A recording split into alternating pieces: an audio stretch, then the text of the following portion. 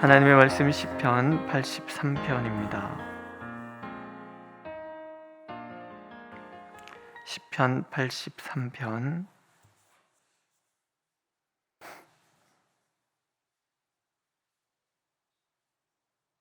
한 목소리로 읽겠습니다. 1절.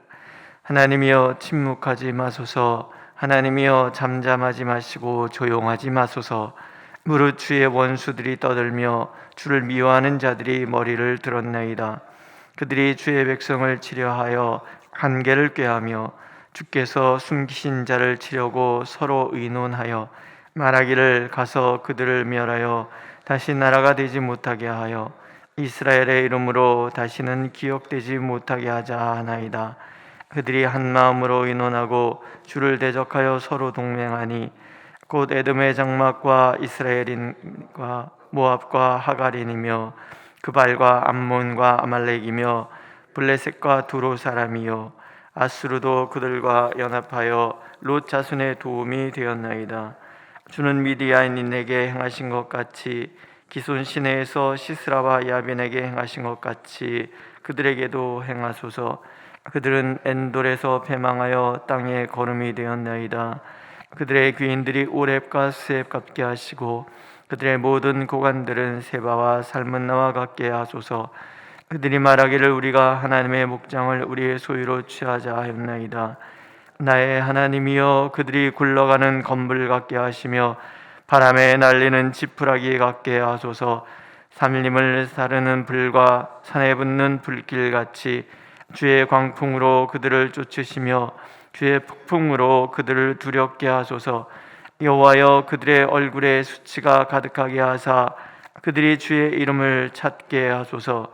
그들로 수치를 당하여 영원히 놀라게 하시며 낭패와 멸망을 당하게 하사 여호와라 이름하신 주만 온 세계의 지존자로 알게 하소서. 아멘. 해마다 10월쯤 되면 매스컴에서 그에 대한 비판적인 어떤 보도들을 하죠. 왜 10월 달인가 그런 생각이 많이 드는데 아마도 그때쯤 되면은 각 교회마다 총동원 전도주일 이런 걸 많이 하잖아요. 그래서 그냥 저는 혼자 이렇게 생각합니다.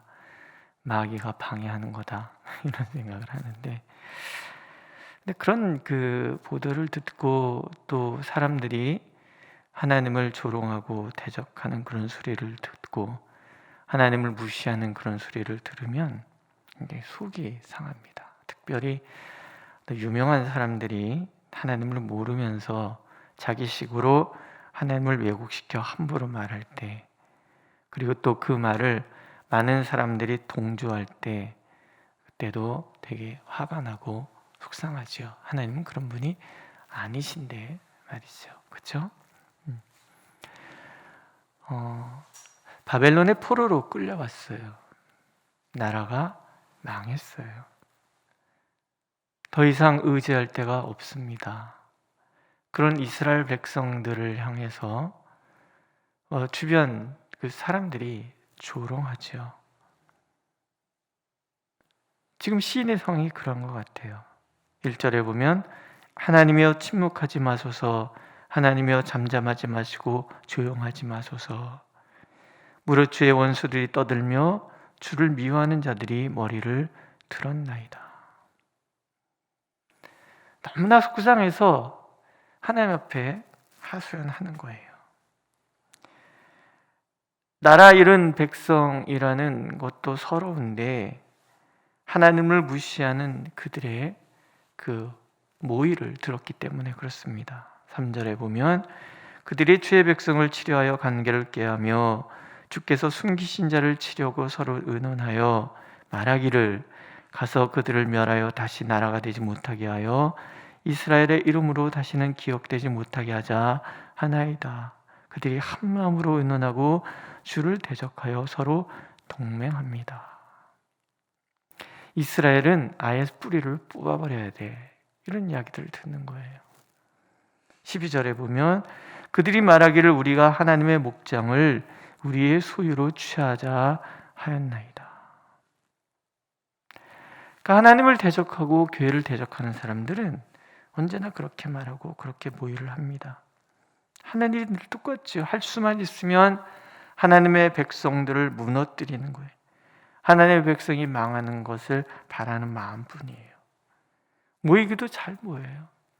원수같이 지내다가도 하나님과 하나님의 백성을 대적하는 일에는 참 잘도 모이는 거예요. 각 나라가 다 모였잖아요. 에돔, 이스마엘, 모압, 하갈, 그발, 암몬, 아말렉, 블레셋, 두로, 아수르. 그것이 마음을 화가 나게 하고 분노하게 하는데 그들은 모르는 거예요. 하나님의 백성을 하나님께서 지키신다는 걸요. 그런데 더 화가 나고 서글픈 것은 하나님께서 하나님의 백성들을 망하게 하신 이유를 이 시인이 알고 있다라는 거예요. 어쩔 수 없이 망할 수밖에 없었던 자신들의 그 죄악을 알아요. 알기 때문에 그렇게 하실 수밖에 없었던 하나님의 마음도 알아요. 그래서 속상한 거예요. 하나님 앞에 어떻게 할 수도 없고 이 대적들의 모의를 내가 어떻게 할 수도 없는 그런 마음들이 답답한 거죠. 그렇지 않습니까? 그런 방송들이 나오면 교회가 잘못한 거 알아요. 다 그런 건 아니지만 목사님들이 그렇다는 것도 알고 다 알아요. 할 말은 없어요. 그런데 하나님 그런 거 좀 가려주시지 그렇게 말할 수 없어요. 그렇죠? 우리도 아니까 잘못이라는 걸. 근데 그렇기 때문에 더 마음이 서글픈 거예요. 교회에 대해서 굉장히 비판적인 어떤 분이 계세요. 기자가 물었답니다. 당신은 왜 그렇게 교회를 비판하느냐? 선한 목사님들도 많지 않느냐? 그러니까 그분이 그렇게 얘기했대요. 그래서 더 화가 나서 비판한다. 몇몇 되도 않는 목사들 때문에 진정 선량한 목사님들이 덤탱이로 욕을 먹는 것 때문에 그래서 내가 더 화가 나서 교회를 비판한다. 그런 얘기를 했다는 거예요. 우리의 심정이 그런 게 아닌가 그런 싶은 거죠. 그럼 어떻게 할까? 나라는 망했고 하소연할 데도 없고 누가 도와줄 리도 없는데 그러면 이대로 그냥 처지를 피관하고 무너지고 말 것인가? 그때 이제 하나님께서 시인의 마음에 두신 마음이 그 다음에 이제 나오는 거죠. 먼저 하나님께서는 과거를 기억하라. 과거에 하나님이 어떤 일을 행하셨는지를 살피라는 거예요. 과거라는 것은 역사라는 것은 하나님의 족적과 같습니다. 얼마 전에 어떤 책을 읽다가 보니까 그런 얘기가 나와요. 우리 경남에 보면은 공룡 발자국들이 발견되는 그런 동네가 있습니다. 거기가 이제 유적지가 돼서 거기 발굴을 하고 그런 거죠. 그리고 이 한반도가 과거에 공룡들의 서식지였구나. 이걸 이제 우리가 알게 되는 거죠. 그 발자국이 있었다는 것 때문에 우리는 이 땅에 공룡들이 살았다는 것을 알아요. 역사란 그런 거라는 거죠. 이스라엘의 역사라는 것은 다른 것이 아니라 이 땅에 하나님께서 살아계시다는 것을 보여주는 증거란 말이죠. 그러니까 과거란 하나님의 족적인 거예요. 하나님을 대적하던 자들, 하나님의 백성을 핍박하던 자들을 상대하셨던 하나님의 족적, 그들을 어떻게 상대하셨고 또 그들이 어떻게 망했는가를 그 족적을 통해서 하나님은 기억하라는, 잊지 말라는.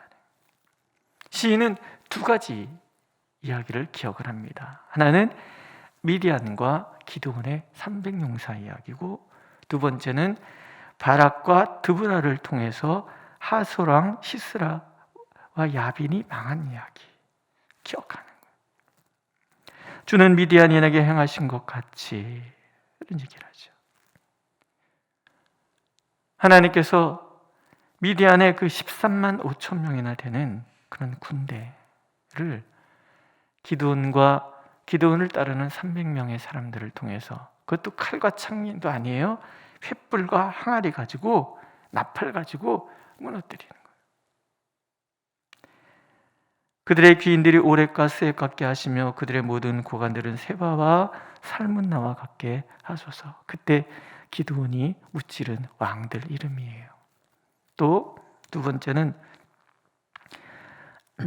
하솔이라는 나라가 이스라엘을 지배를 합니다. 이들에게는 철병거가 있었어요. 이스라엘의 무기라는 게 별거 아닌 거예요. 그 중과부적의 그 상황을 하나님은 당시에 무시하던 여자 선지자 드보라를 통해서 이를 이루시는 거예요. 바락이 장군이었지만 드보라를 철석같이 의지합니다. 그때 하나님께서는 기손 시내에서 시스라와 야빈에게 행하셨다. 기손 시내라는 것은 건천이에요. 평소에는 이스라엘 이 지역은 비가 많이 오는 것이 아니기 때문에 비가 오지 않을 때는 그냥 건천이에요. 건천이니까 여기가 전차부대가 진격하기가 너무 좋은 그런 곳이란 말이죠. 그런데 이 시스라라는 이 장군이 그 군대를 전장에서 잔뼈가 굵은 사람이 전략을 세우는데 얼마나 뛰어나겠습니까? 그 건천인 그 시기에 걸로 진격을 해서 이스라엘을 치러 오는 거죠. 그런데 하나님께서 거기에 물을 내시는 거예요. 갑자기 홍수가 나게 하셔서 그 전차를 다 쓸어버리시는 거죠. 모두가 불가능하다고 생각하는 상황에서 하나님은 일하셔서 이스라엘을 이기게 하셨고,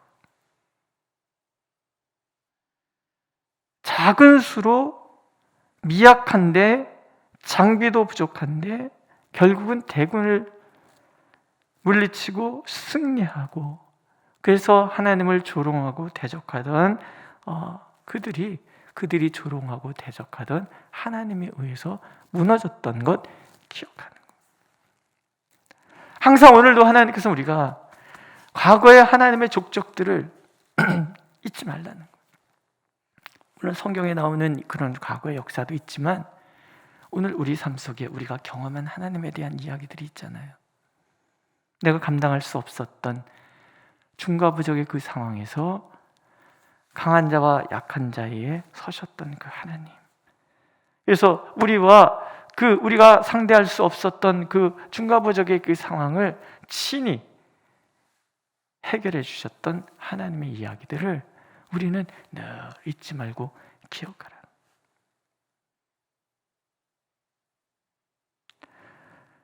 하나님께서는 우리가 오늘 우리의 상황에서 절망하지 말고 그러한 것들이 어떻게 하나님의 손에서 해결되었는지를 늘 기억하라. 이게 첫 번째 하나님의 당부고요. 두 번째는 호소하라. 하나님 앞에 하고 싶은 얘기를 다 하는 거죠. 이렇게 보면은 이런 얘기를 하잖아요. 나의 하나님이여, 그들이 굴러가는 건불 같게 하시며 바람에 날리는 지푸라기 같게 하소서. 살림을 사는 불과 산에 붙는 불길같이 주의 광풍으로 그들을 쫓으시며 주의 폭풍으로 그들을 두렵게 하소서.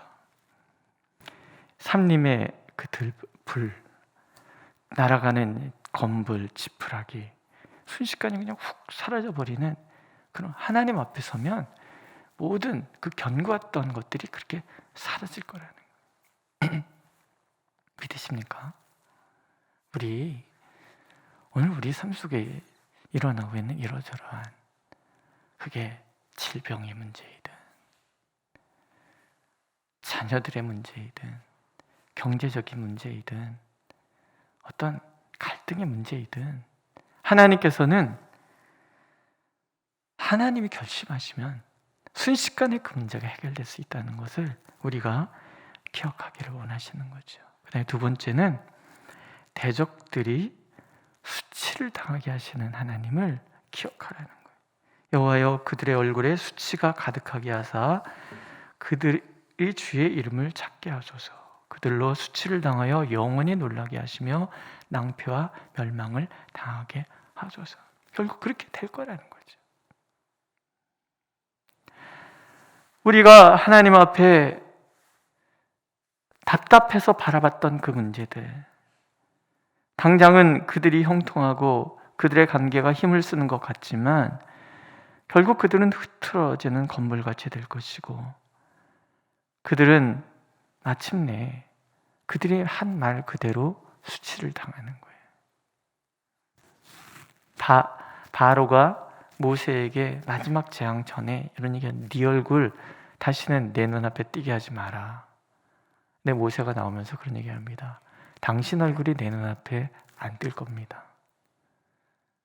그리고 그 말한 대로 되잖아요. 결국은 그 나라의 모든 장자들이 다 죽고 결국은 그들은 홍해바다에서 다 수장돼 버리고 맙니다. 더 이상 모세를 볼 수가 없는 거죠.